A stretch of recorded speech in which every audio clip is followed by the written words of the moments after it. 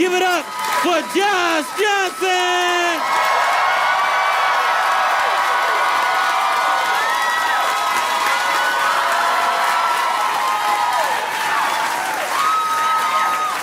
I don't know. Maybe y'all saw. Maybe you didn't see. People can only watch so much news, you know. But y'all saw the president at the UN. This is.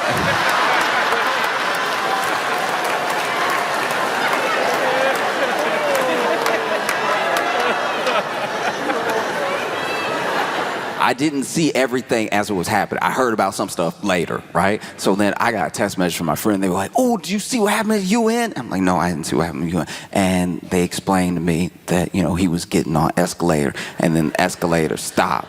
Now, I thought at the time, I thought it was going very differently. I thought the escalator stopped on like a down escalator. That would have been a big deal. Imagine you on escalator. You have belief. You get on a down escalator, you're like, all right, this is gonna take me where I need to go. No need for a seatbelt. If that thing just stops, the momentum, whoa! Now the president's falling down the steps, so I thought that's what happened. Then I watched the video and I saw that he just walked up to the escalator, stepped on the escalator, and the escalator broke.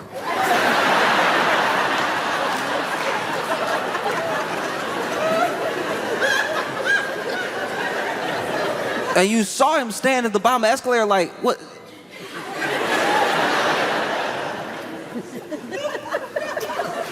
And Melania didn't miss a beat. She just started walking up the escalator. And so there were people that were like, this was sabotage. UN needs to be investigated. Somebody needs to be arrested, right? But then he made it up the escalator / stairs. And he went to speak to the UN. Went to speech for the whole of the UN. He's standing here, UN, over there. And as soon as he goes to start, the teleprompter broke. We know the teleprompter broke because he told us. As soon as he walked up, he told us, teleprompter broke.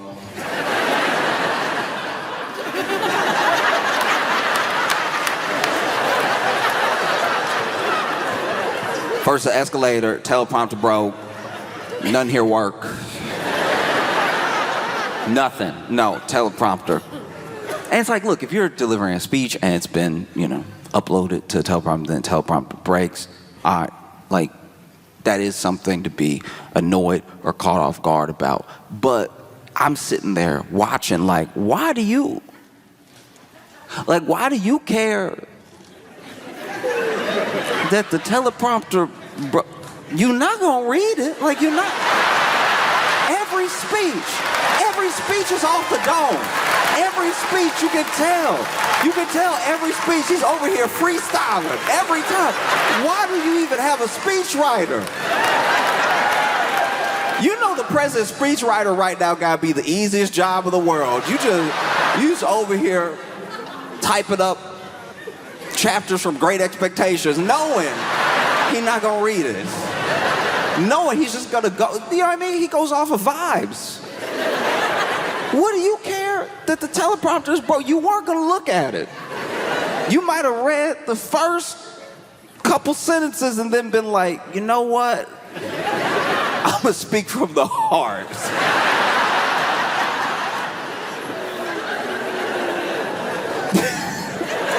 And so the teleprompter broke it. And so he's like, I guess I'll just have to.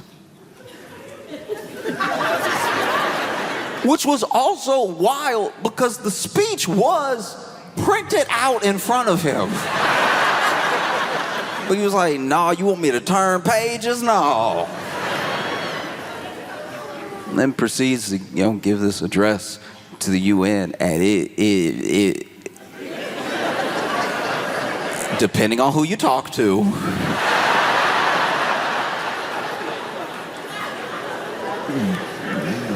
Depending on whose opinion you're listening to, it did not go fantastic.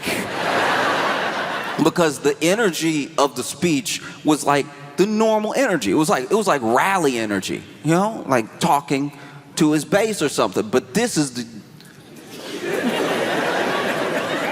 UN. They don't live here. Like they're not. Some of the stuff they don't care about. Like you talking to the UN. Everyone's here.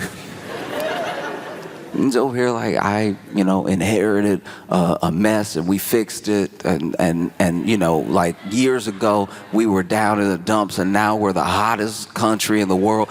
He keeps saying we're the hottest country in the world and I don't know what that means. I feel like even the UN was like, so what? Climate change?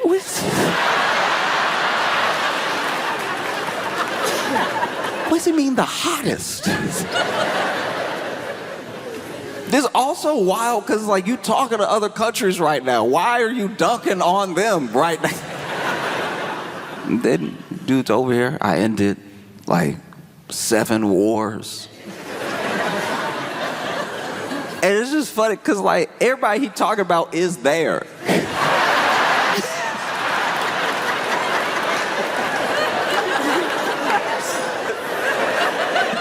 So now some of these countries look at each other across the desk like,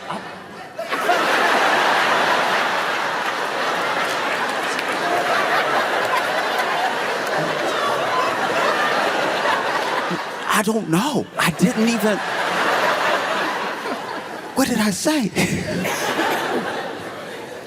Nah, it was incredible.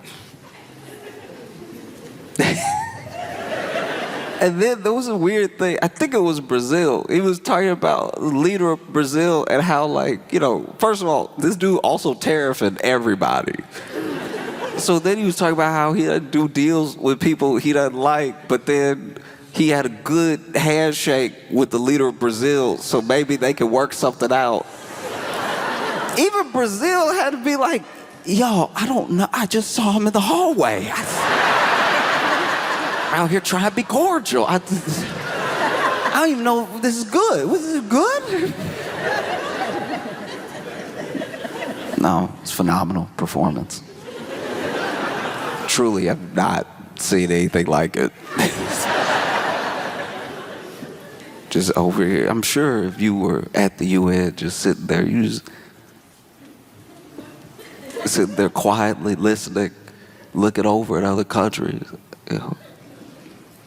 There's some countries that had just be chuckling. Like countries that aren't in the mix, you know what I mean? Like if you're not like a key member of BRICS or you're not, you know what I mean? Like if you're not like in the news in that way, you just come, you enjoy the show. You know?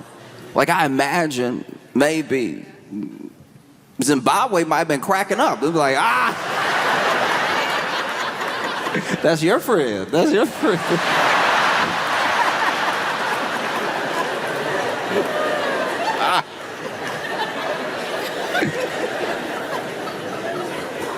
But that wasn't the only incredible performance. That wasn't the only press conference.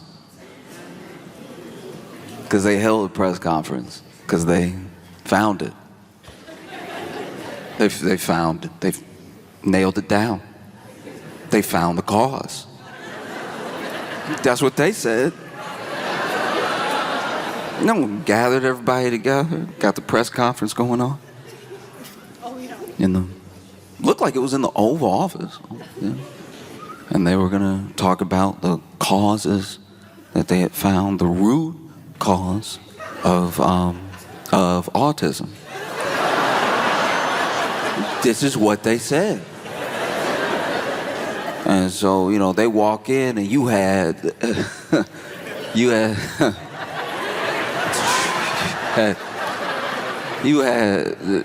Dr. Oz.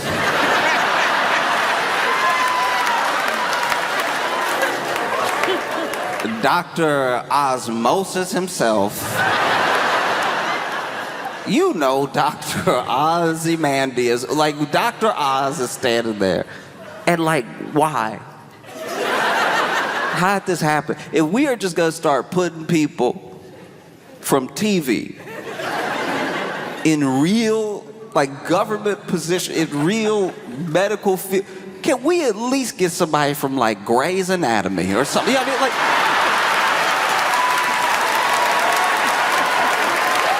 if we are already not being serious, can we not be serious better? Who is checking for Dr. Oz besides Oprah? Who is...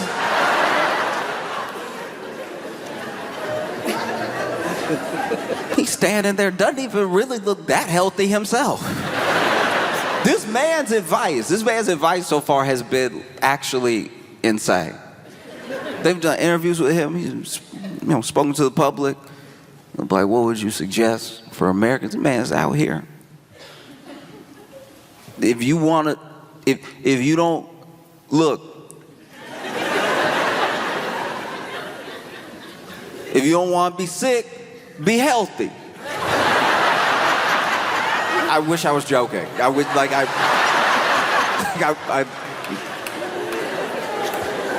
can barely take credit for that one. I changed like 2 words. So you got Dr. Oz from TV on one side. And then you have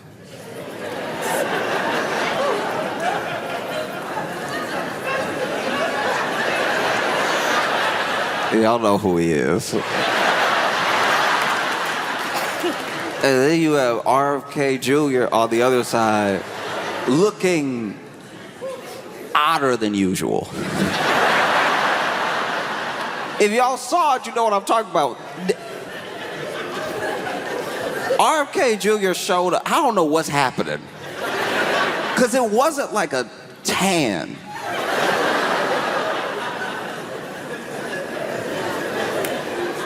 Like, he looked like a bruised blueberry. Like, he looked wild, and nobody addressing it. Nobody saying anything. The president over here just trying to not use his peripheral vision.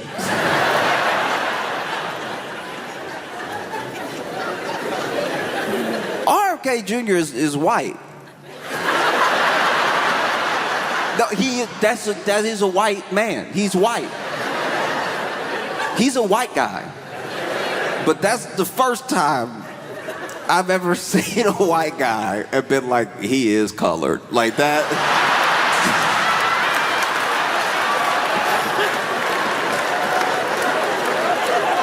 Yo, my man, what is happening?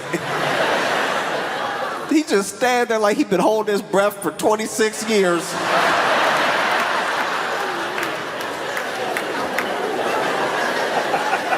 This is very bad. And then, I don't know who told him. I imagine it could have been somebody, higher up, but it could even just been an aide that told the president, okay, you're going to give this press conference, you're going to talk about links to autism, and what you need to do, this is very important, for legal, this is very important for a lot of reasons, what you need to do is say the name of the drug. Then you can go on and say the brand name. But you need to say the name of the drug because the drug is what we're saying is the link, not one particular brand. So there are other like store brands that are this drug. You need to say the drug. Say the drug. You have to say the drug. Okay? Say the drug. And I'm sure he attacked it with that regular, bravado. I'm gonna say it, whatever. Get out of here. Let me work. Let me get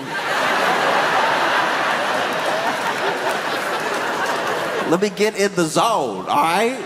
I got you in my ear. I got him over here being purple. Let me work.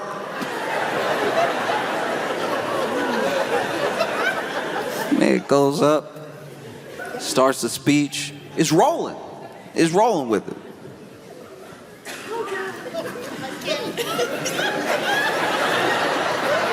And then he hit a more than 8-letter word.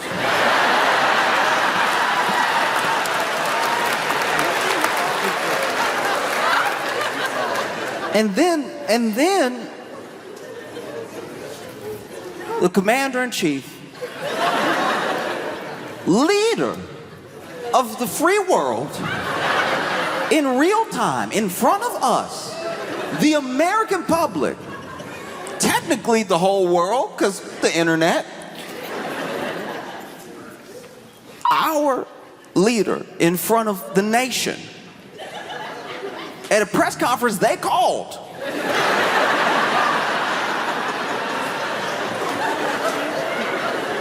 Our leader in real time sounded it out.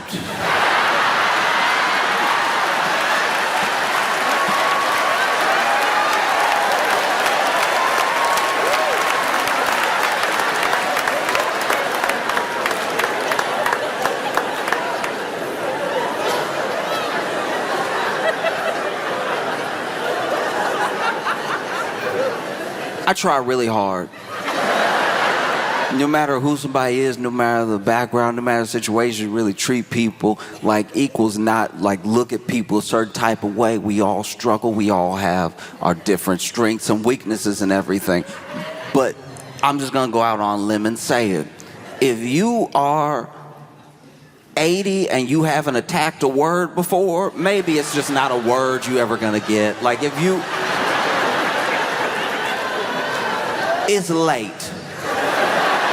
It's late for him to be sounding out new words.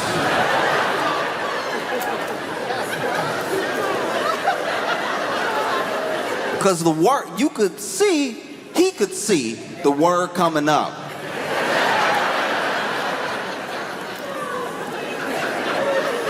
And sounded it out confidently too, just over here,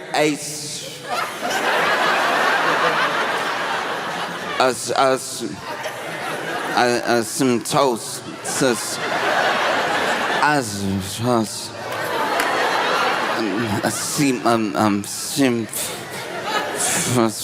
and it's not like it was in the mic. You couldn't hear it into the mic, but you could tell Dr. Oz was standing there trying to do hard ventriloquism. Just...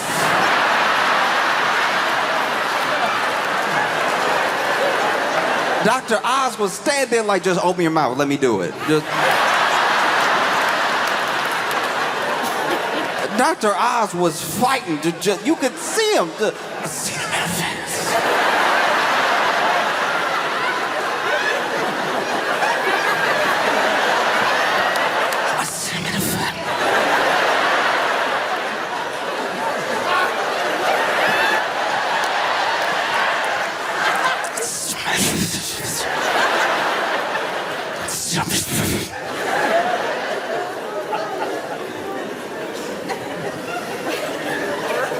I said, Tom, I see Trump, see him, man.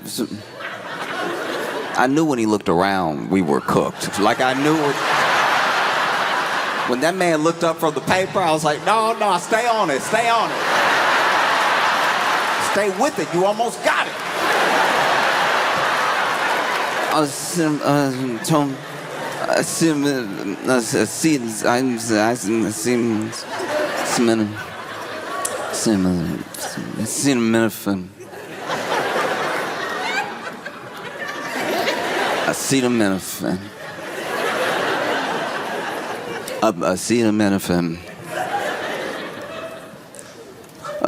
a Tylenol, and like that.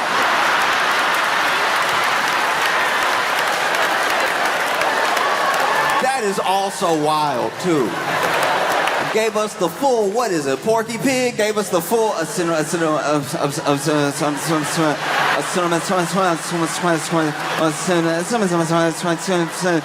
Quit Tylenol.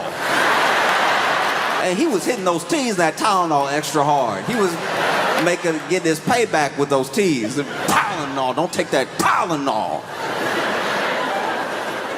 When y'all see Tylenol,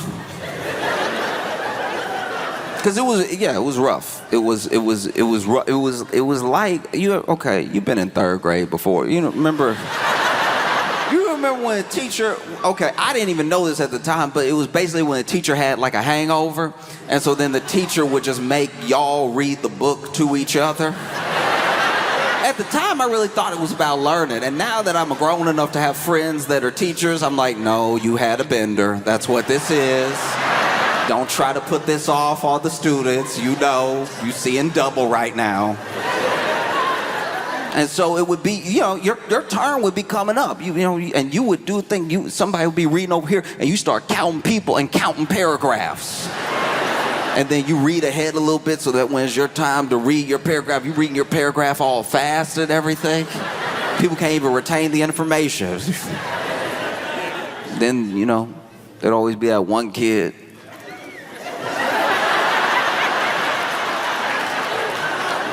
There'd be that one kid where it's like, when you get to his paragraph, that's gonna last till the end of class. So you literally count your paragraph till you have to read, and then you count paragraphs, and you like, the bell gonna ring here.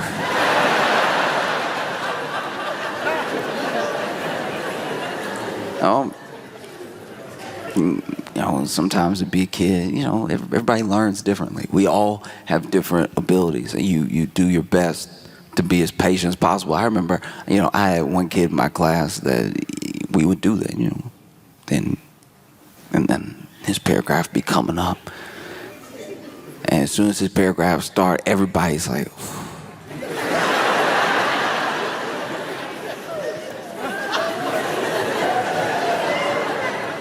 and then he would start, and he would be sounding it out, and then hit the word, and then sounding it out. Everybody learns at a different pace. Sounding it out, hit the word. Sound it out, hit the word. Sometimes he'd even go back, sound it out, hit the word, say the last 3 words together. He's learning. We're all learning.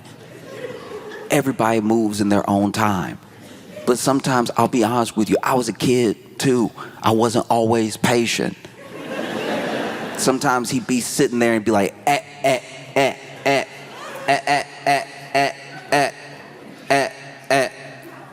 and I'd be like, it's A.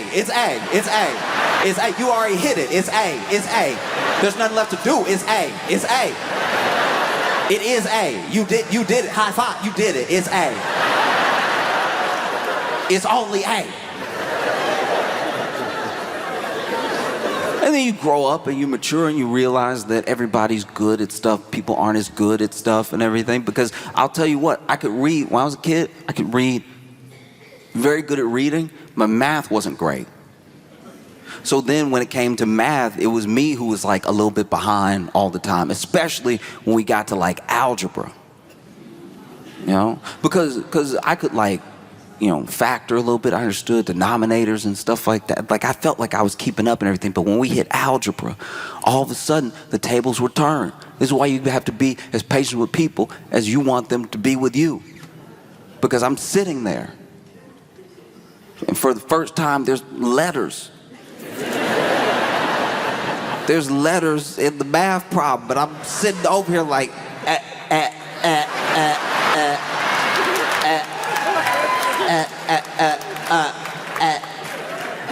and then he was sitting there like, it's 4.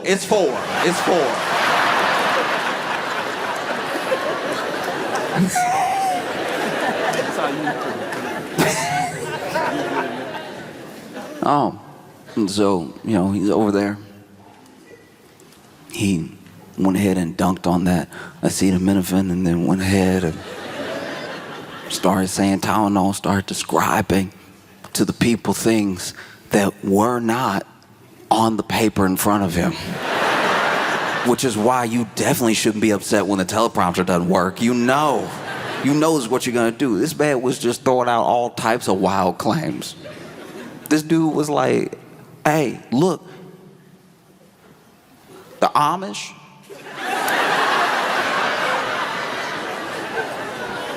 The Amish don't have any autism. And a couple times in this press conference, he would say something, then turn to somebody and be like, is that true?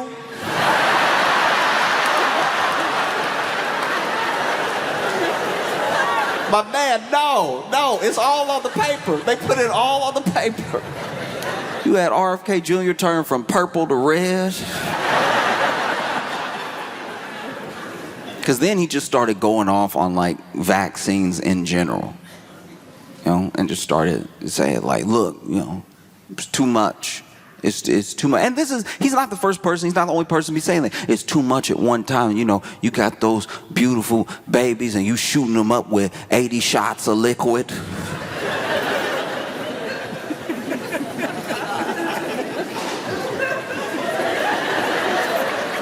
The thing that stuck out to me about the liquid thing is that you could tell he wanted to say juice.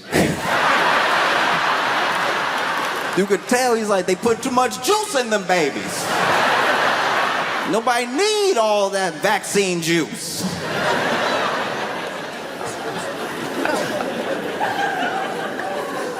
No, it was truly wild. And then it was over. And then it was over. I can't imagine what it must have been like to be on the board of Tylenol. If you're on the board of Tylenol watching this press conference, you over here probably on a whole roller coaster of emotions. Like, at first you'd be sweating because they had let it slip several times that this is basically what the topic was going to be and what was going to be said. It had been like, you know, pieced out, little flavor, little sprinkle here and there for the media all the way up until that press conference, right? But then, when they actually said it, I'm sure Tylenol was stressing when they said this is what the press conference was going to be about. This is what they were going to talk about.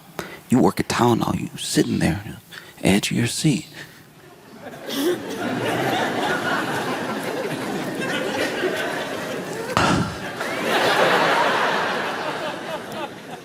And then he goes to say the name of the drug, and you're probably like, this might not be that bad for us, honestly.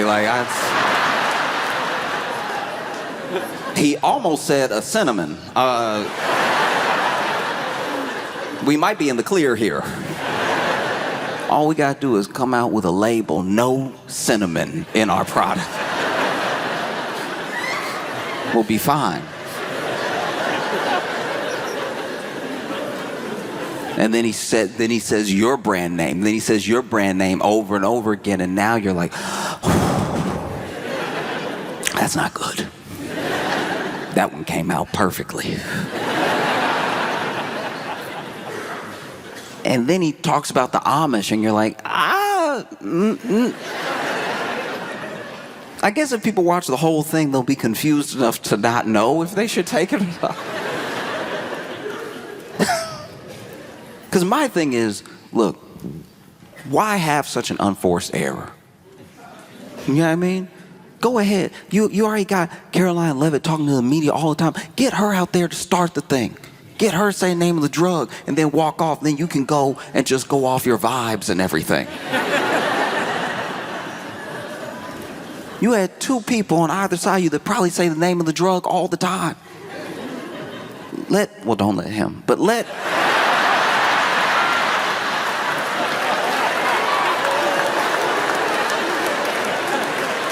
Dr. Oz say it. Let him earn his keep.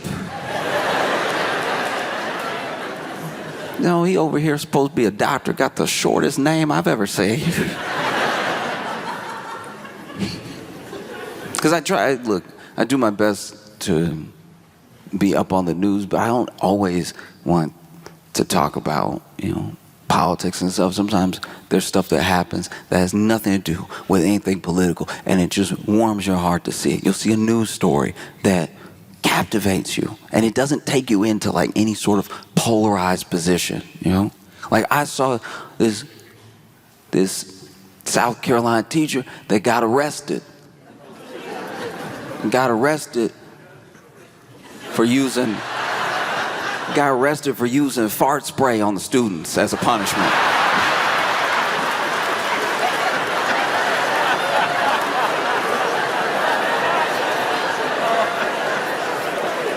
Look, I'm not a teacher. I come from like a family of teachers, people that work in education. And like kids have always and will always drive adults insane. It's like part of the bargain that we have. It's part of the truce, you know? It's like y'all won't do a Lord of the Flies. Y'all just be bad in school. And we'll pay the bills. And like, I can't imagine what it's like to teach, especially now. You have kids who genuinely, because of like lockdown and COVID and stuff like that, missed out on little pieces. You have adults now who missed out on like a full college experience. You also have little kids who missed out on having their friends over and, being able to socialize at a very specific point in their life. So everybody's been like knocked off their kilter a little bit by COVID and by lockdown, not being able to just be with each other. That's just, a fact. And because of how school was going in that time, you have people who are really behind because they didn't have that special attention. You had to do school on Zoom with a bunch of other students, and maybe a kid needed help and they couldn't get it immediately, not in the way you can get it when you're present, I can't imagine what it would be like right now to be in school, sitting there, trying to do my algebra like zzz, zzz, zzz, zzz.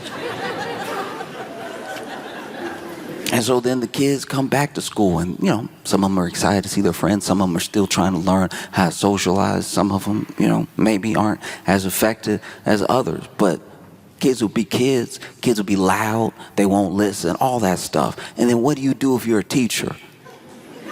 You got teachers out here fighting for their lives just to try to teach you some English.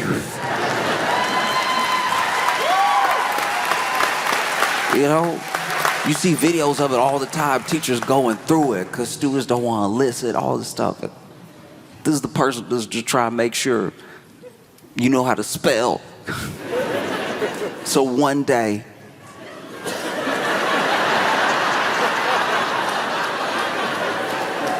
if you make it all the way to the White House and you have to address the nation, you won't be like, cinematosis. And so if you're a teacher, what do you do? Like my teachers used to yell. Teachers yell, it happens. Hey, stop! And you can tell, there's a certain yell, especially when you got like a male teacher, there's a certain yell that you can tell you broke him because his voice cracked. You know what I mean? Like, if he's like, hey, hey, y'all, chill out, right? And he's had enough of it, and maybe you're the first period of the day. You know what I mean? Y'all being a little loud. Hey, listen up, right? Something happened at about 5th period and on. Where if you really got him at his wits' end, he'd be like, hey!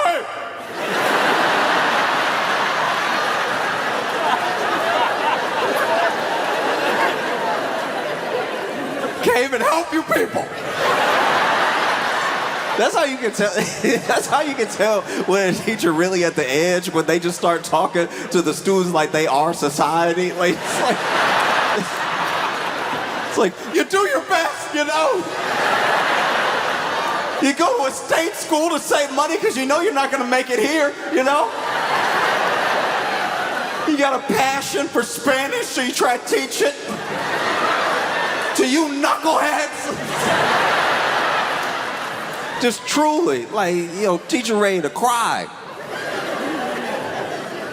Over here, you get that third shut up. Sometimes that third shut up doesn't have any bass behind it.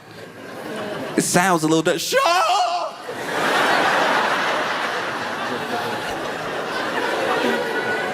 Leaning against the board. I don't know what to do. And so what do? You know what I mean? Yelling doesn't work. You can't hit them. Somebody came up with a plan. Somebody was like, all right, y'all don't respect me? Okay, y'all don't respect me? You will respect this.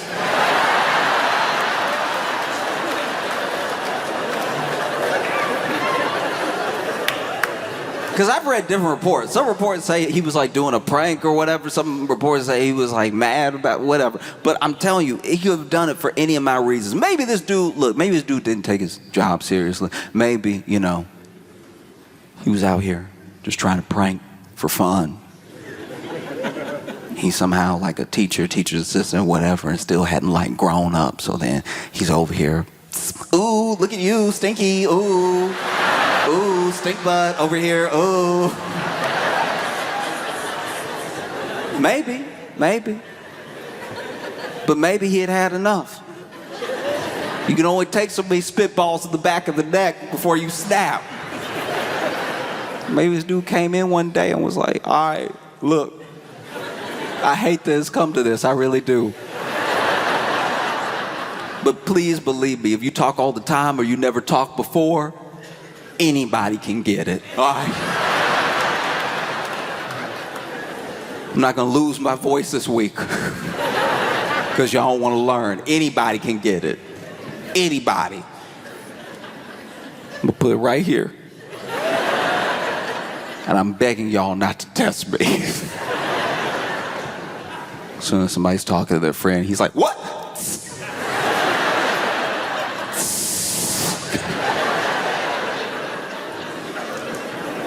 He must have been brandishing it. He must have been wielding it because apparently, like, from what I read, like 100 parents complained or something.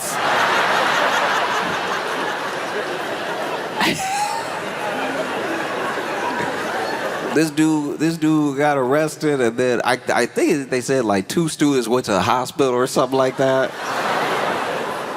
And I'm sure you over there in interrogation tried to defend yourself. They should have thought about that asthma when they were doing all that talking, all right? How do we know it was a spray? What if it was that talking that caused the asthma attack? Over here, mouth moving 100 miles a minute. I'm trying to teach something. Listening is easy to breathe.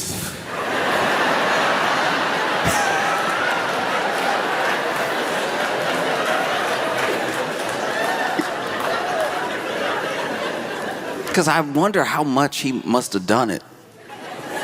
You know what I mean? Was it just off of anything? Just one little noise? Huh? Or did he wait? Was he like writing on the board, letting the chatter sort of build? And then that's the thing. When you're a kid in class, you always think you're good if you're just not as loud as the loudest person. But that noise rises the entire level of the volume, because now if everybody's talking a little bit, somebody's gonna get a little bit more confident, get a little louder. Everybody starts talking a little louder, and as long as they're not as loud as the loud one, now everybody's basically screaming just so they can hear themselves because they're all doing so much talking. And next thing you know, he whips around, hey!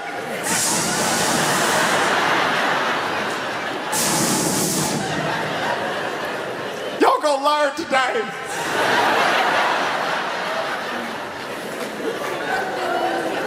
Because even the school said that he did $55,000 worth of damage.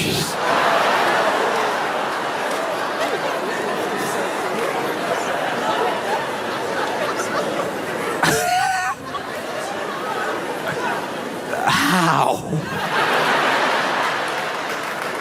It must just be in the walls now.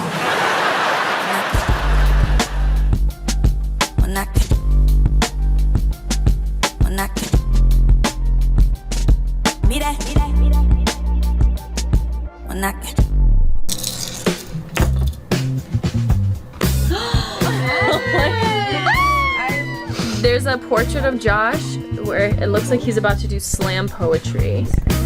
I have a fidget ring. I can spin it. The JJ patches. We got anime Josh here. Flower crown Josh here. We have a pen. Magnet hoodie. Shaboy! We love the Flowers Tour. Please make it loud for Josh Johnson!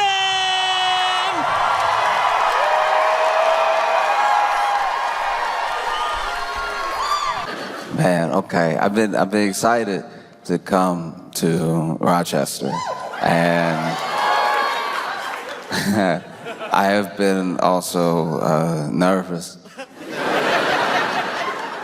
I mean, I cannot tell if y'all have a mountain lion or not. Like, it's like,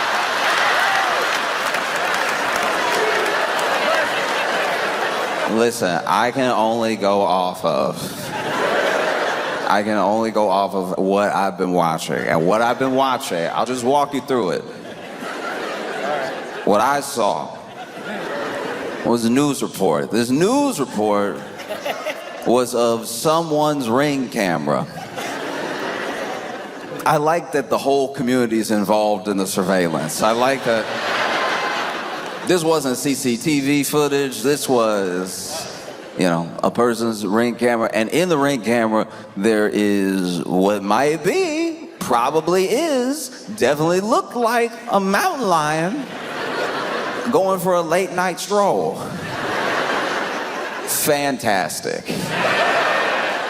The mountain lions have heard that Rochester is a place worth parking, and so the mountain lions have shown up, and one particular mountain lion was letting himself be seen. That ended up on the news where I saw it, and I was like, that does look like a mountain lion. But then the internet being the internet, there were plenty of people that were like, mountain lion, that's a cougar.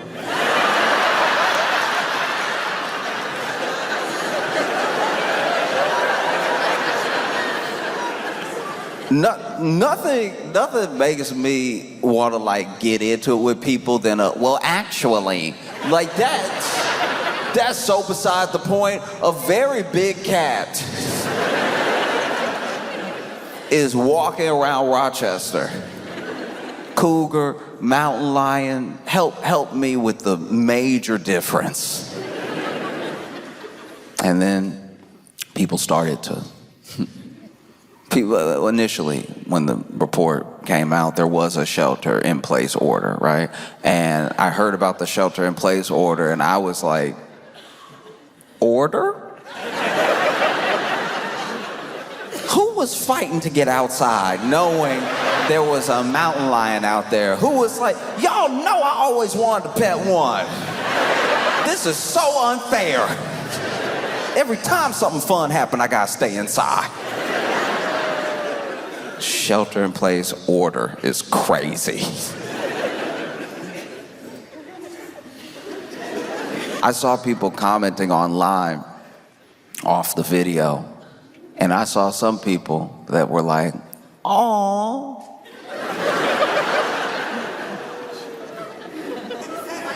Please tell me you understand that if that awe is taken to a mountain lion, that will be the last noise you make. Oh, so sweet. Just licking it. Let's go say hi.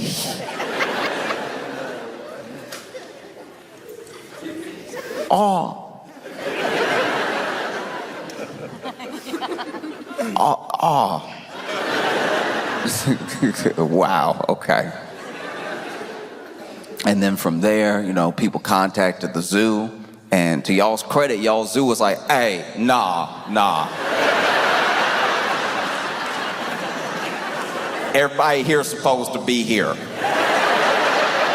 Okay? We not just loose with the gates like some other zoos have been. We got all our cougars, we got all our mountain lions, every cat is here.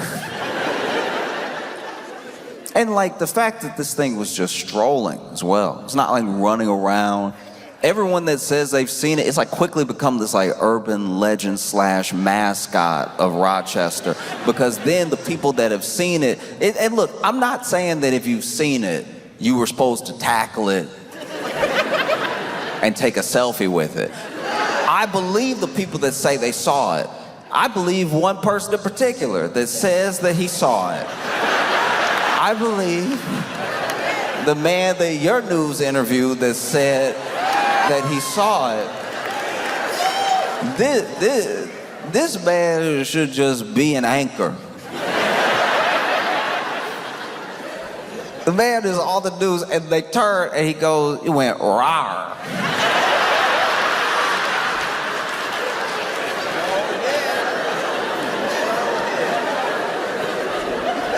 And I was like, go on.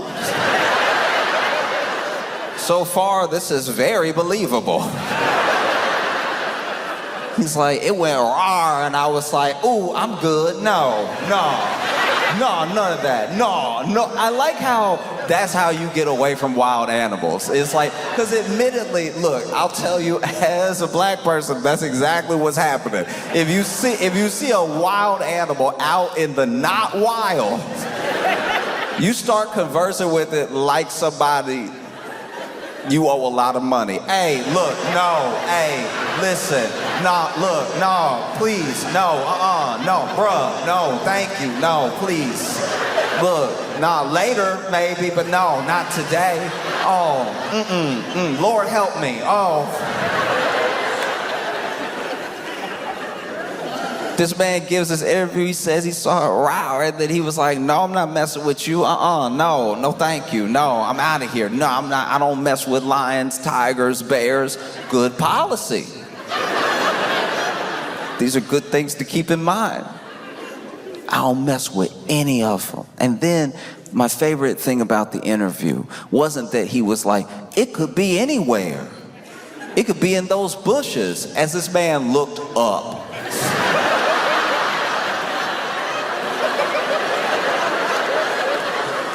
This is why this dude is like low-key one of my favorite people of all time, because I know exactly everything that's going through his thought process while he's talking to the news, and I also could put myself in this situation when he's on the mountain lion. No, it could be in one of these bushes, anywhere. He stopped just short of what I probably would have said, which is like, it could be anywhere. Anywhere, these bushes up here. It could be in the house. It could be you. We don't know each other. Like, how we know he didn't stand up, tuck the tail, and was like, reporting live?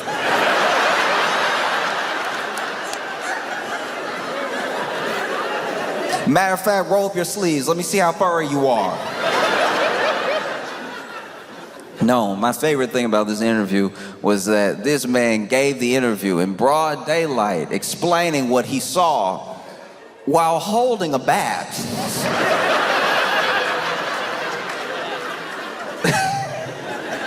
It's like, that's why I keep it with me right now. That's why I got it on me. And I'm like, yes, but no. No, that's why sometimes I don't like the movies that Hollywood makes, that, you know, they put scenes out there that wouldn't go the way that we've imagined. You know, you put Idris Elba in one movie with a line, and now people think they could fend off a mountain lion with, like, not a thick bat. Like, that bat looked like Pee-wee grade. That was not a slugger, you know? He was like, no, if it come near me, if it comes anything, no. And then y'all did not help the situation. Because then you started posting AI of y'all with the mountain lion. This woman said she heard a row and she looked and he was in the bakery, and I'm like, I'm believing it I'm believing it till I see the picture. I'm over here being like, man, this woman chill. This woman a straight gangster. She's not just a baker. It was in her store. And they showed the picture. I was like, y'all gotta stop playing. This is supposed to be the news. I was sitting there getting mad. I was like, all right, some of these clearly look fake, but a couple of them don't. Look, you can either post an AI image or you can interview the person. Don't do both. That's disrespectful to my man who's probably still carrying a bat right now. You're all over here scared him, making him think the mountain lion everywhere.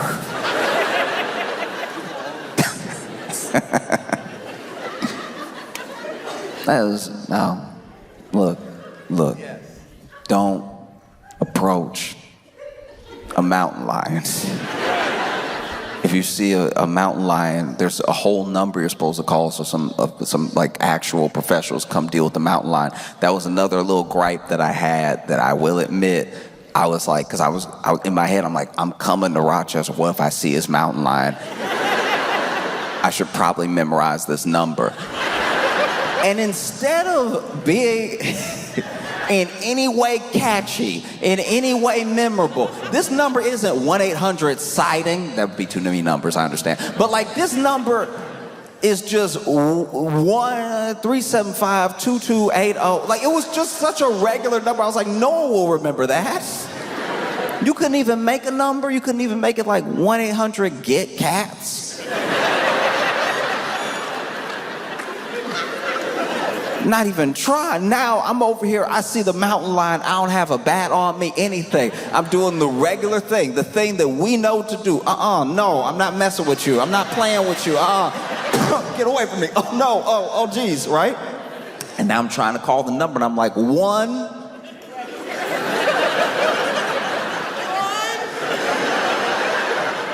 Now I'm over here, somebody knows the number, that's insane. That's too earnest. Don't. That's we. Imagine though, because this is my thing. This is just my thinking. If I saw the mountain lion, right, and it was over here, not just minding its like ring camera business, not just going about his day. Maybe I saw the mountain lion. The mountain was like, "Hey, city ain't big enough for the both of us." I'm not gonna lie, just for the sake of brevity, I would probably call 911. But the idea that there's a whole extra set of numbers to call if you see the mountain lion makes me wonder that like if you call 911, they'll be like, a mountain lion? You called the wrong 911. Look, I'll give you the number, call, write it down, write it. You can't transfer me? No, we 3 numbers, they're 10 numbers. You just can't transfer like that. It doesn't work like that. Yeah, I'm just praying I have a good time in Rochester. I don't see a mountain lion in the very high bushes y'all have. Y'all have been busy since I've been gone. Y'all have had a string, multiple robberies. See, I haven't even specified yet, and y'all have had a string of robberies of the mail. I was reading about it, mail carriers are getting robbed, and that's just, I like an unboxing as much as the next person, but like that's truly insane. It's mail. It's more likely you stealing bills. Imagine. Oh, would have been great if somebody had robbed my house when I only had bills in it, you know? I can't even imagine what that would be like for the mail carrier, because it'd be different if you're like a Brinks truck. It'd be different if you went to wherever, because they go everywhere and they do these shipments from different places and stuff. It would be different if you went to like, some grocery store, they had to do their deposit, you show up with the truck. They always have like 2 of them there. And I used to think that was for security, but the worse the economy gets, I'm like, nah, that's so somebody doesn't quit on the job. That's so somebody doesn't just drive off with the truck. There's at least one other person there to keep you accountable. But they'll have the person who's like loading up the truck or loading something in from the place that they're picking up from, and then they'll have one person just sort of standing there looking at everybody. I used to work at a grocery store. This exact thing would happen. Like, they would come with the truck, and there would be somebody that looked at everybody like a suspect. You would have grapes in hand, and he'd be like, what's up, though? Like, you trying to... It's like, oh, I'm trying to, check out, get rung up. It's like, okay, all right. Likely story, but okay.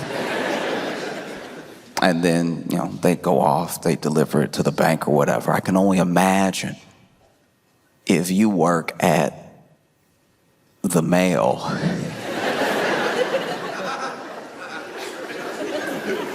And somebody roll up on you. Maybe they have a gun, maybe they don't. And they're like, hey, come up out of everything. I don't even think you'd be trying to be brave. I think out of genuine confusion, you'd be like, the mail? Yeah, everything you got. It's like, I can tell you right now, because of the route that I'm on, none of these about to be checks. You know what I mean? Because it's not even like they're robbing the mail carrier of like the best neighborhood. You just robbing the mail in hopes. It would be different if this was like the 1800s. It would, because back in the day when they robbed trains, those trains did bring like mail with them. And a lot of that mail was like, from bank to bank, or somebody sending something to someone that was precious. You had these great train robberies and everything. Now, you'd be sorely disappointed if you were to hop on an Amtrak. You're like, okay, everybody, this is a robbery. It's like, all right, first of all, let me tell you right now, every single car in that Amtrak, bathroom destroyed. So already, you get on the Amtrak, you'll be like, all right, everybody, this is a...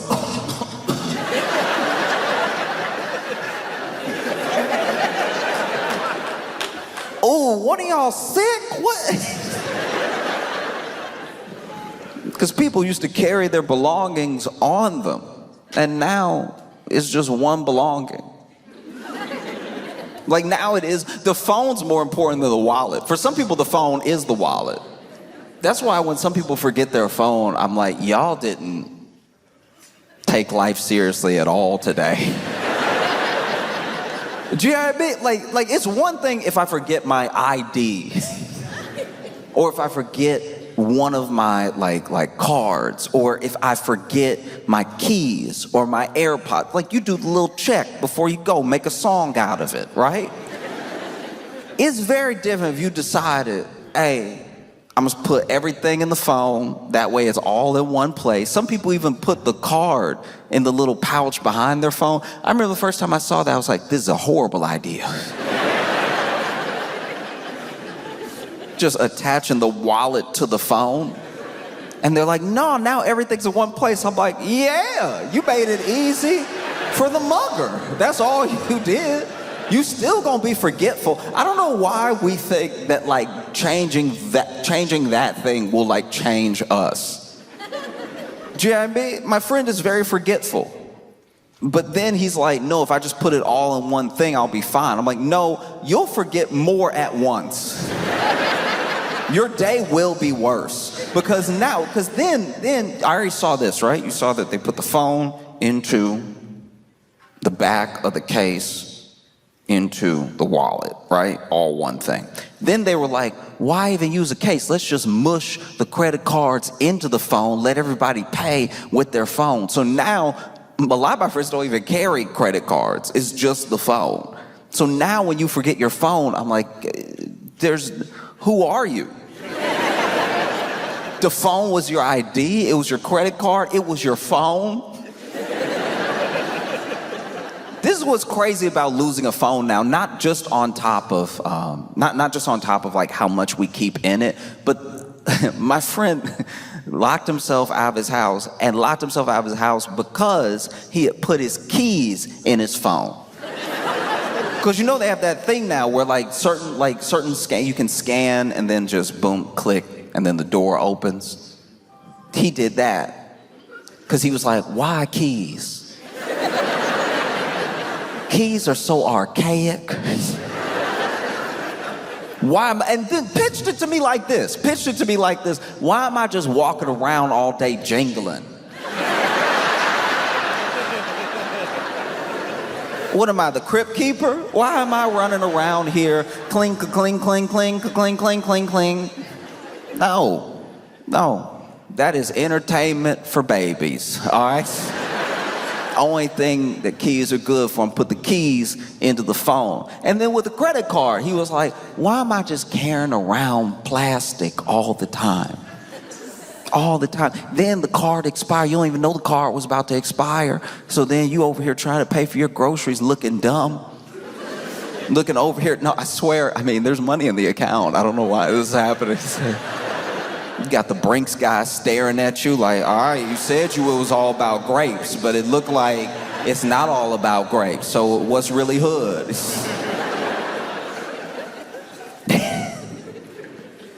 Now I put the card in my phone. I put the keys in my phone. I got everything. All the time. And I'm like, all right, but what happens when you don't have the phone?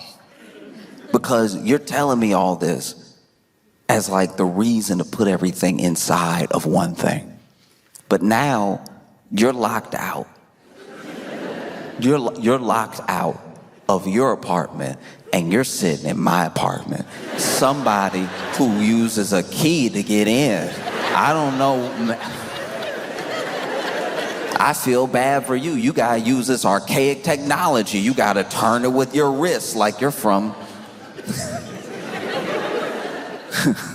2000 BC. And then that's the other thing that was crazy. It's like all these things that were for ease, he ended up being so much worse off because I told him, I was like, you didn't even have your phone on you to call me. You had to find me.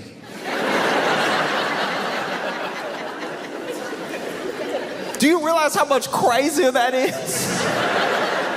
If you had kept it all separate, if you had diversified your belongings, and then realized, ooh, I forgot my phone. Let me use my key to walk back into my apartment and maybe send an email to a friend or let someone know I'm gonna be late, right? Or if I, forgot my key, I now have a card and a phone to either call someone else who has the key or just go to, where we keep our spare key. You can go where you keep your spare key. Because you keep a spare key, right? You keep one physical copy, right? You keep one physical key and then you keep your phone key because one of those keys isn't dumb. And he was like, why would I have a backup regular key? Just so somebody can find that key, break into my place, and steal all my belongings. I'm like, it sounds like you have one belonging. It sounds like... I'm waiting for when they do that. I'm waiting for when Apple is like, no, put the couch in the phone. Just trying to get you to sit on your phone to be comfortable. And then when your phone cracks, it's like, oops, maybe that was a bad idea, but you will need a new phone. We're doing all this stuff and it's just doing too much. Doing too much. And then you get to the place where you don't even know why you're doing what you're doing. You get to the place where you're robbing the mail.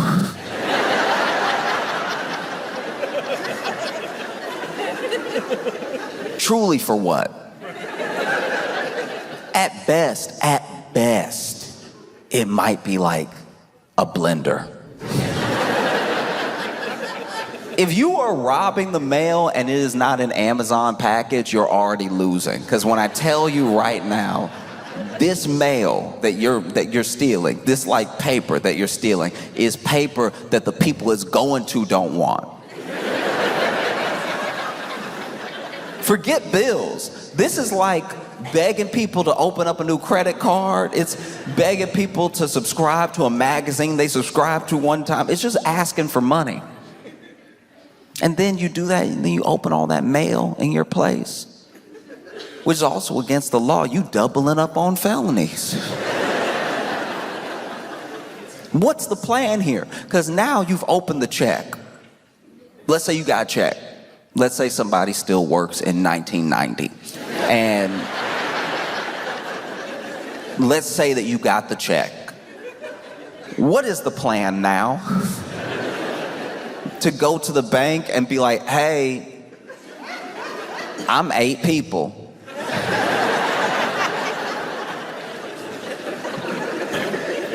No.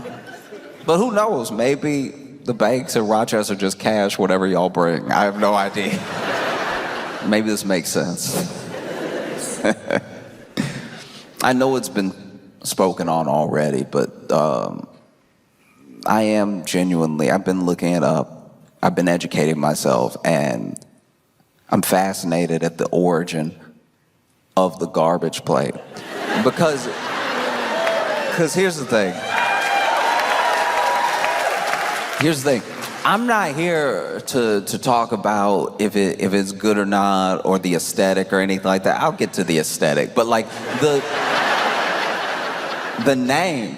I don't know. This is what I think happened. This is okay. Look, I'm pitching you what I think happened because we didn't have to get here. Anything that is good does not also have to have like a derogatory name, right? But I think that like something happened. Something happened where like I live in New York City. I live in Brooklyn, and New York City is very dirty. There's a lot of garbage out. No alleys, just street. I remember the first time when I moved to New York, because I moved to New York with very little frame of reference of what New York would be like. And so I moved to New York, and I saw the trash on the street, and I was like, oh, okay, I didn't know we were in a state of emergency. I had no idea. I picked the wrong time to move because the garbage, and piled up too, almost organized in its chaos, piled up about waist high at the sidewalk, you know? And then I realized that's what you do there. You put the garbage on the street. Like for a day, well, not a day, for like 3 days out of the week, we are the garbage. And somehow nobody has seen fit to just make an alley.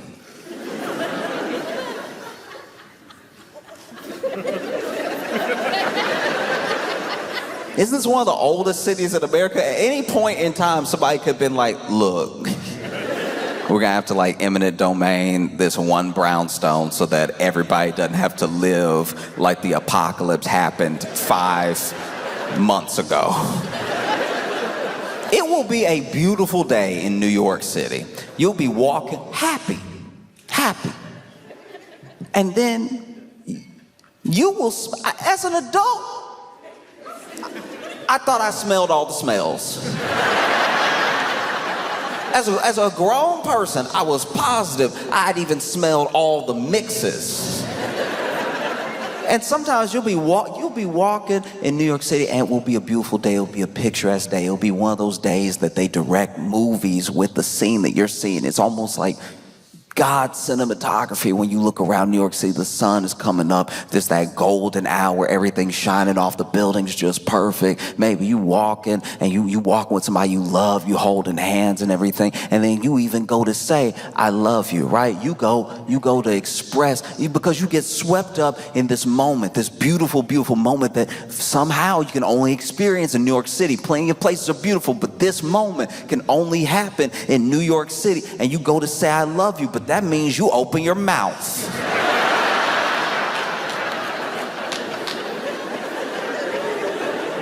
And so now this person whose eyes you were looking deep into, you go,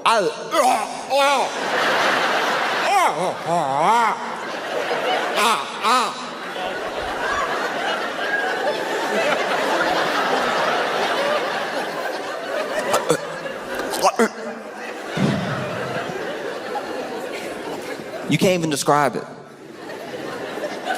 You can't even describe. The only thing that even comes close to it is if you like ran onto like an Amtrak train with the bathroom door open.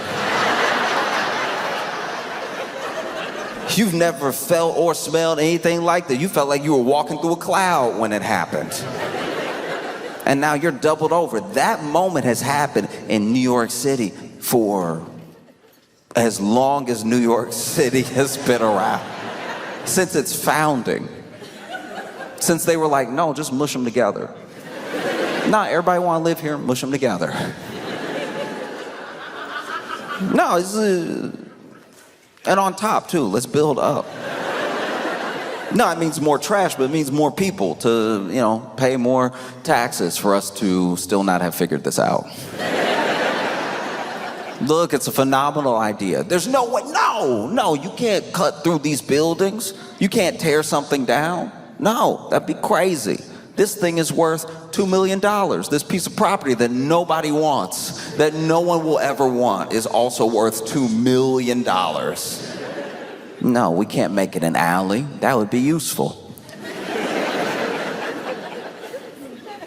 And so, I think maybe somebody saw that entire situation. And they were in Rochester and they were eating at one of their favorite places and they were like, that looks exactly like what's in front of me right now. I've seen it and I feel like there were other names.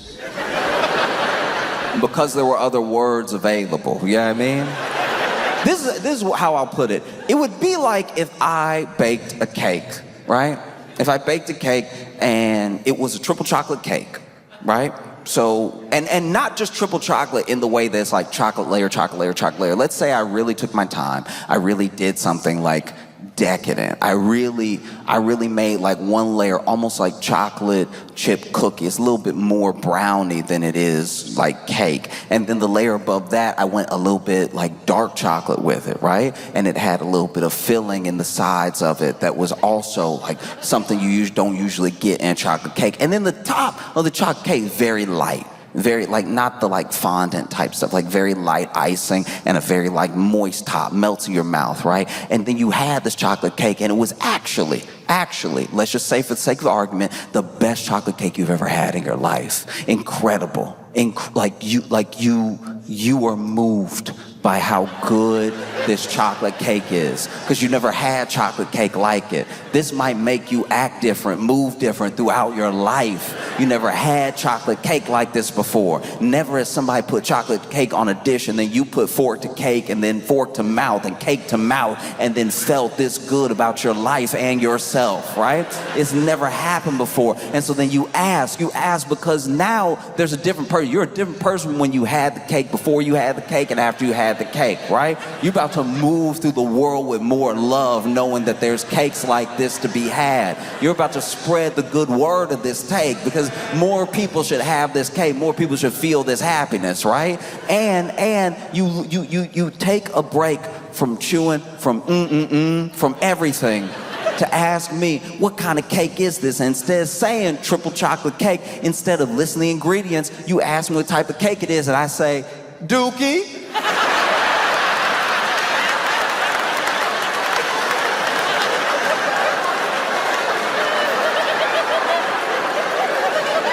I called it Dookie, because, no,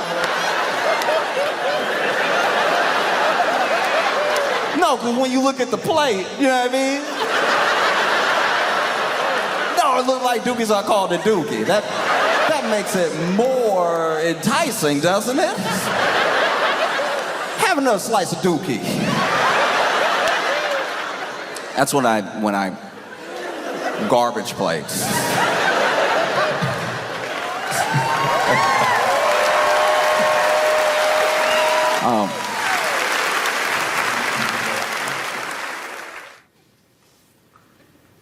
They may have found signs of ancient life on Mars. And I don't know how that helps us.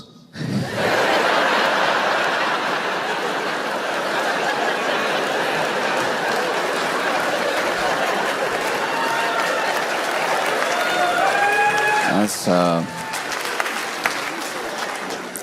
y'all did it. You know what I mean? Ancient life on Mars. Not current life. To my understanding, they have found signs that somebody used to be there. Okay. All right.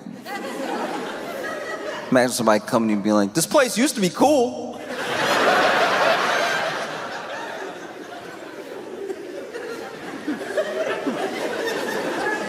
Because I've thought about that. I've thought about how, what if, let's just say, for the sake of argument, what if there was like ancient life on Mars?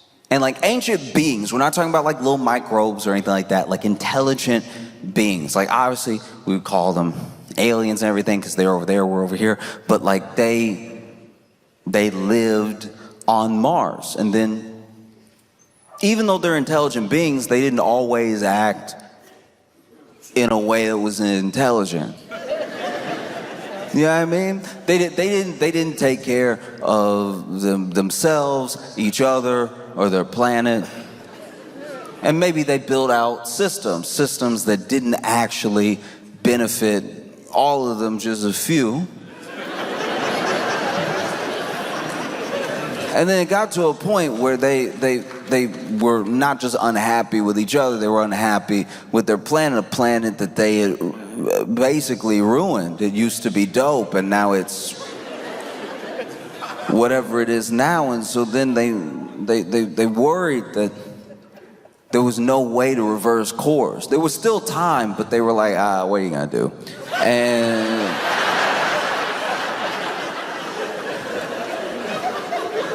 And so then over time, remember, this is ancient. Remember how long the universe has been around. They looked around and they were, in some ways, very intelligent. Maybe intelligent enough to find another place to live. And maybe they find a place, and maybe it's called Earth. And maybe they went to Earth and they, been on Earth for so long, they forgot where they came from, but being intelligent beings, they made all the same mistakes all over again. And so then there comes this day where they look around and not really happy with themselves or each other or their planet, and rather than hopefully not wrecking it or themselves, they're like, what if we went to Mars?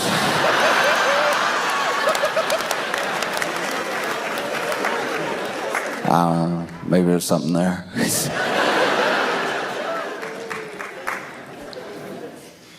Because I do think that,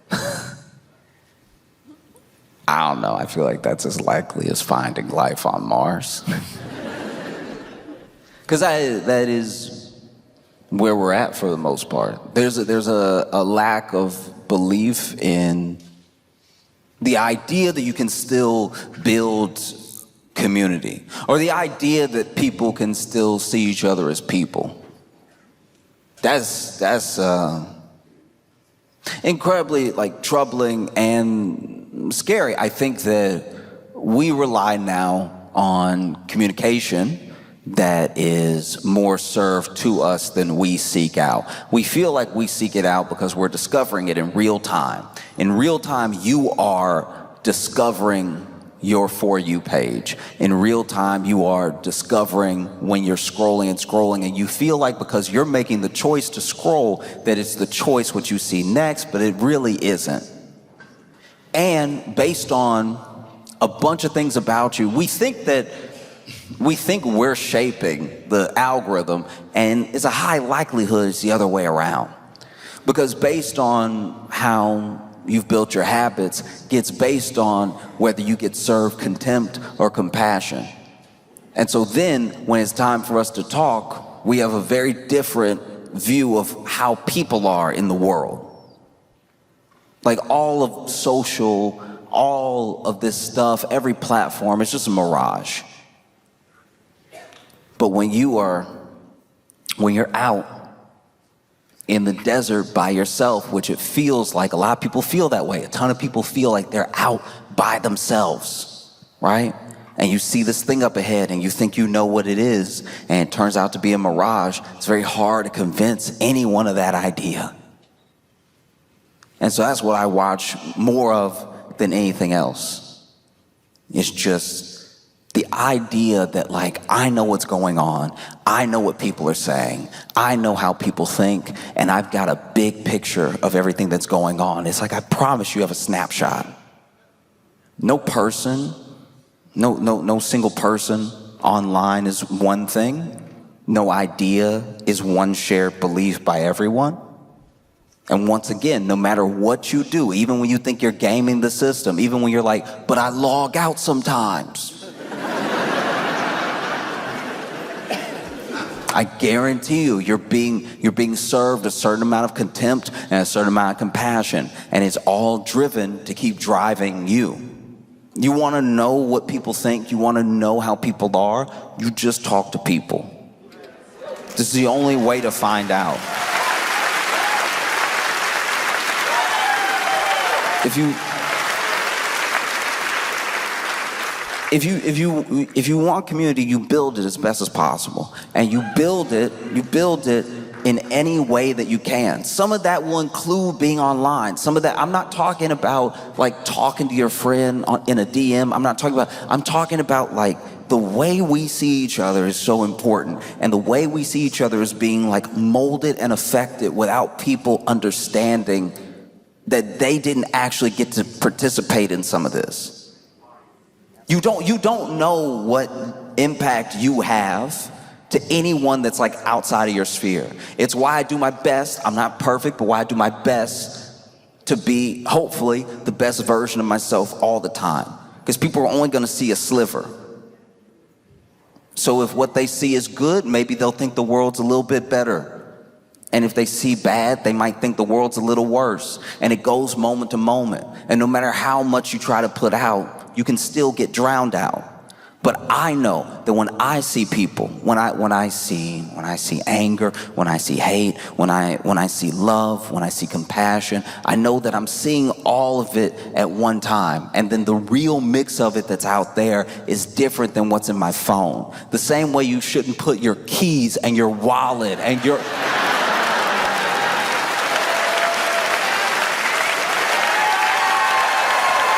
Do you know what I mean? The same way that if you put everything in the phone and then you lose sight of what you're up to, you're lost. It's the same way that you cannot just trust that what you're seeing and what people are saying, and these people as well, these people, whoever these people are. Because that's the other thing about opinions online. It's the other thing about people online.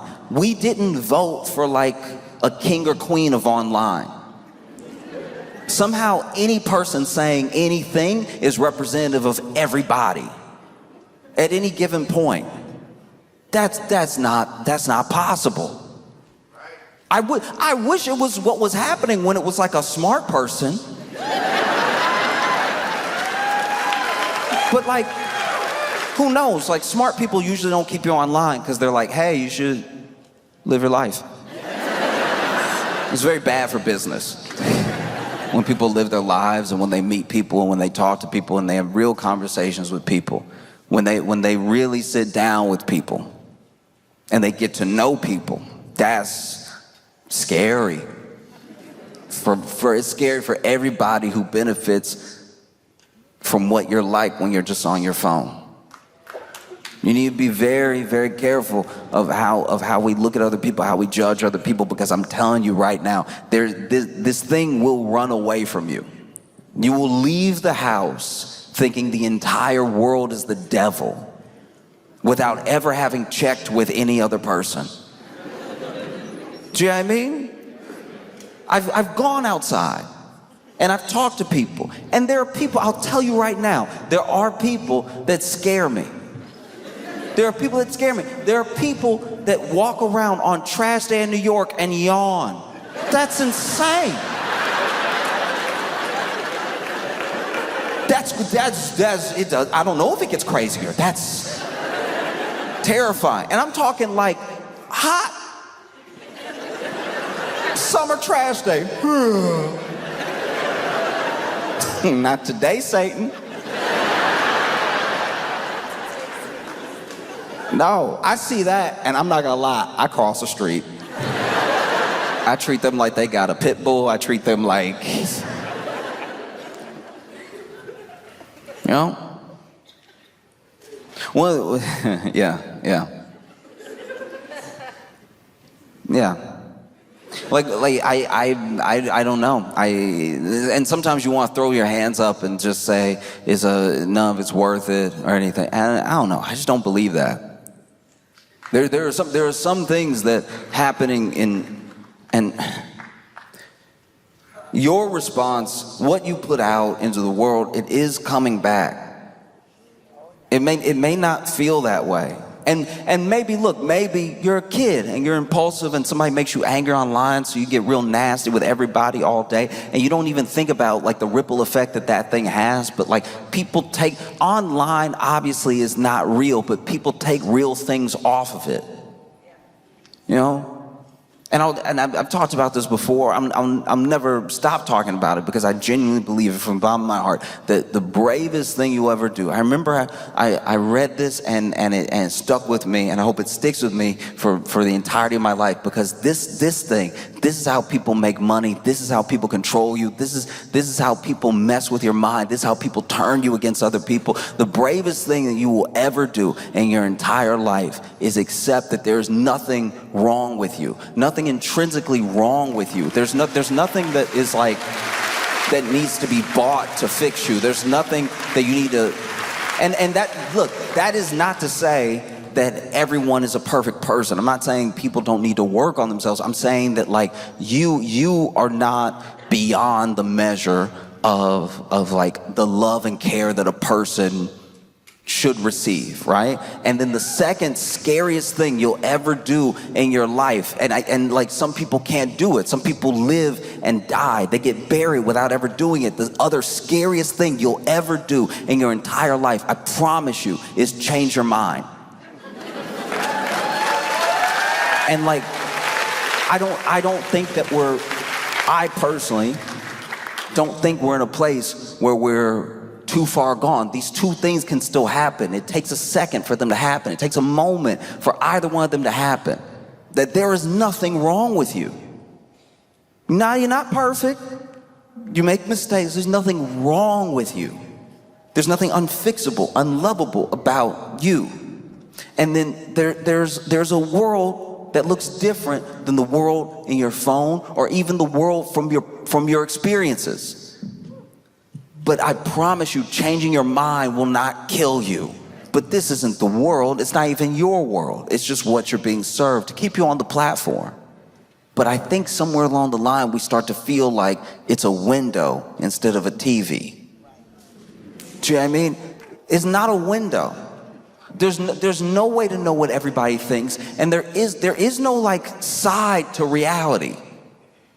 So when you're watching something, and when you're watching people react to something, you're seeing a piece of it, but you have to remember what you're being served. Like that's what's happening. Different amounts, compassion, contempt, depends on how you look, depends on where you go. It's worth seeing the full picture for yourself. I think to fail to do that is to start to fail to be as human as you can be. You know, this thing that we have is this incredible tool, but like tools are also weapons. A tool can protect you, and you can use it to hurt other people. Like if you thought a mountain lion was like walking around all the time and you just had a bat with you just in case, it's like not.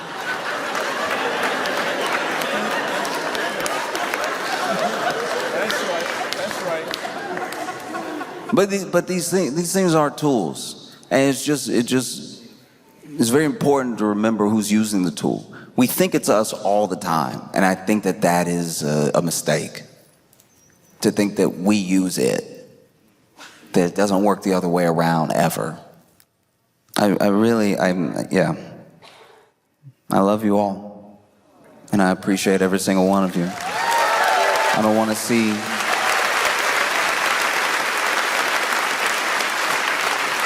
I don't want to see people destroy themselves because they thought that they had a mirror, they thought that they had a window, and they just had a TV. You know? So I appreciate every single one of y'all. I can't even describe it. I was so excited to come here and spend time with you, and that is definitely in spite of the mountain lion. So. Rochester, y'all been amazing. Thank you so much. I appreciate y'all so much.